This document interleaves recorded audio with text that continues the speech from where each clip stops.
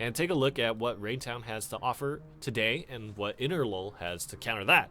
So Innerlol running, again, as we talked about, the Hog Rider, the Mini P.E.K.K.A, the Double Threat, a few cheap cards, and then the Cannon. And as Rumham mentioned earlier, the Cannon is almost the card that makes these Hog Cycle decks, makes these World Giant decks very, very strong because it's a super efficient defense against so many different cards, just in the fact that it pulls units towards the center of the map into the range of both towers and also does damage on its own.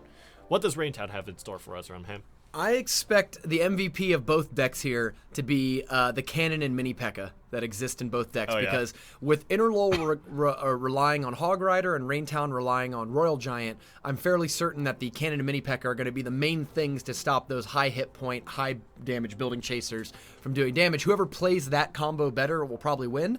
Another interesting aspect is that both are running Zap, both are running Mini P.E.K.K.A. How many Mini P.E.K.K.As can make it to a tower and start the four hit to death little trick there? So I'm going to go out on a limb here, Rumham. I'm going to say Innerlol is going to win because he has the ability to control the pace of the match with the Elixir Collector, and when Raintown chooses to punish with the Fireball, Innerlol is going to be able to use his cheap cards to overrun Raintown. I like Raintown, but I don't like Royal Giant decks without Elixir Collector. I agree that could really come back to bite him, especially because Raintown's deck doesn't have any way to go punish Elixir Collectors other than fireballing them. All right, so let's go ahead and see if that is the case. Of course, never to downplay Raintown's skill level. He's a player who works really hard. He's three-time top 8er. Yeah. In the Super Magical. We've had this will be our 9th event. So in 8 events that we've had, he's top 8'd 3 of them. Yeah.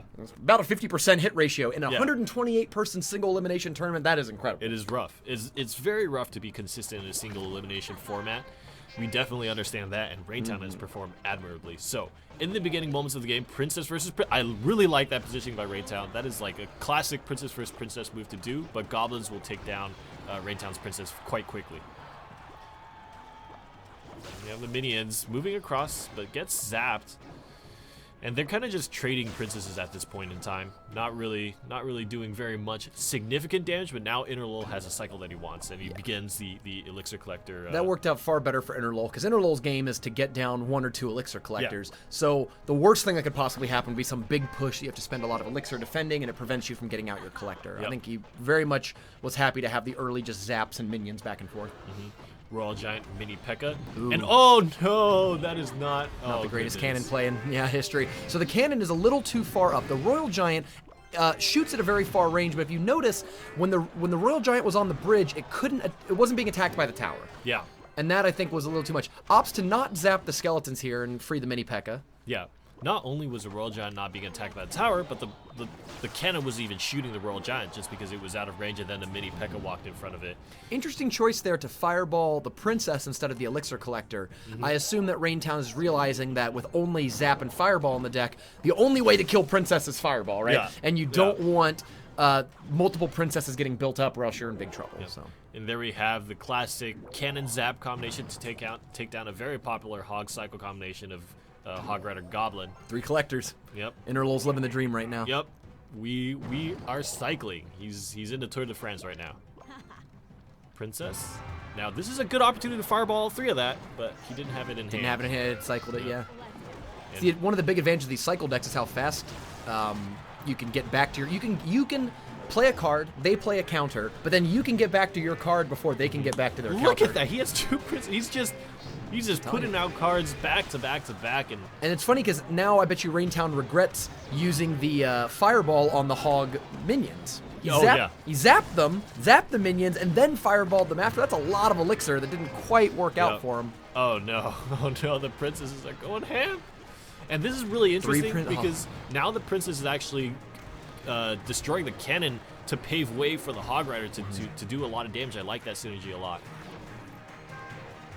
Mini P.E.K.K.A in the back, and we're going into overtime quite soon, but I feel like Innerlol is doing exactly what we said. The Elixir Collectors, I think, are really, really coming in big for him, and there doesn't seem to be a big way for Raintown to manage that when he has to worry about the princes all the time. And there we go. That's a good That's fireball. A great fireball. That is a 4 elixir fireball that took 7 elixir off the board.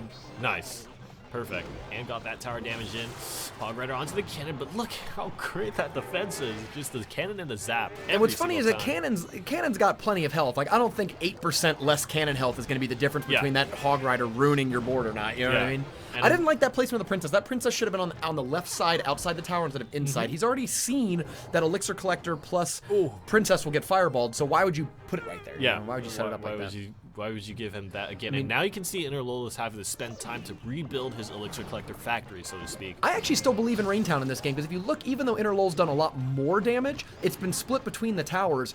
We're in overtime right now, so all it takes is one dead tower to win. And if you look, Raintown's got that thing down to the same health as his right tower. And really, this is one of the big things that I say every single week I cast a Super Magical Cup from him is when you play in friendly battles, it's super important to be on point with your fireballs constantly pinging away at the towers, because a 3-minute overtime, that damage adds up. And oh my god! Oh, Mini Peck is so good, but at the same time, I don't believe Innerlol's deck has Fireball, just has the Zap. So the downside is... no! Oh no, is he going to be able to stop that World Tower? The cannon comes in. Okay, so this time was a much better cannon placement because the tower is attacking along with the Mini Peck and the cannon. Execution is getting sloppy on both sides. Raintown placed a bad cannon on the Hog Jump and allowed the right side tower to take a lot of damage. And meanwhile, Innerlol let the Mini Pekka from Raintown get up front and personal. Oh, skeletons got shot. They weren't fast enough. Oh no. But he doesn't take any damage from the Princess there. This is a big play. Oh, the Mini Pekka, they're only one shot. Oh, that's it. Mini Pekka takes it home. In the end, you know, I think Raintown might have actually outplayed Innerlol there in a lot of ways. But when your opponent has 8 to 10 more elixir than you over the course of the game, that